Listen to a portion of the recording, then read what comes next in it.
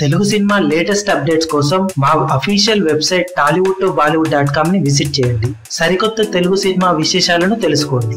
Stylish star Allu Arjun నటించిన latest sensation Duvvada Jagannatham box office దగ్గర almost చివరి స్టేజ్ కు వచ్చేసింది.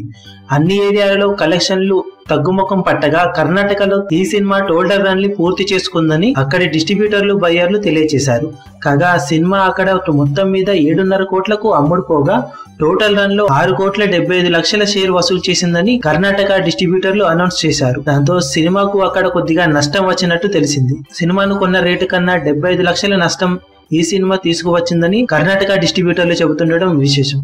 ఇది వరకు అల్లు అర్జున్ నటించిన సరైనోడు సినిమా అక్కడ 7 కోట్ల వరకు షేర్ వసూలు చేయగా ఈసారి అక్కడ దువ్వాడ జగన్నాథం సినిమా ఆ రికార్డ్ ను బ్రేక్ చేస్తుందని అంతా అనుకున్నారు. కానీ సినిమాకు వచ్చిన టాక్ కి కలెక్షన్లు తగ్గుముఖం పట్టడం చూసి ఈ సినిమా 6 కోట్లు కూడా క్రాస్ చేయడం కష్టమే అని అనుకుంటున్న సమయంలో టోటల్ రన్ లో 6.75 కోట్ల షేర్ వసూలు చేసి ఈ సినిమా అక్కడ ఫ్లాప్ టాక్ తోనూ అద్భుతమైన వసూళ్లు సాధించిన సినిమా జాబితాలో చోటు దక్కించుకుంది. ఇక టోటల్ రన్ లో ఈ సినిమా 75 కోట్లకు పైగా షేర్ వసూలు చేసిందని నిర్మాత దిల్ రాజు అనౌన్స్ చేసిన విషయం తెలిసిందే.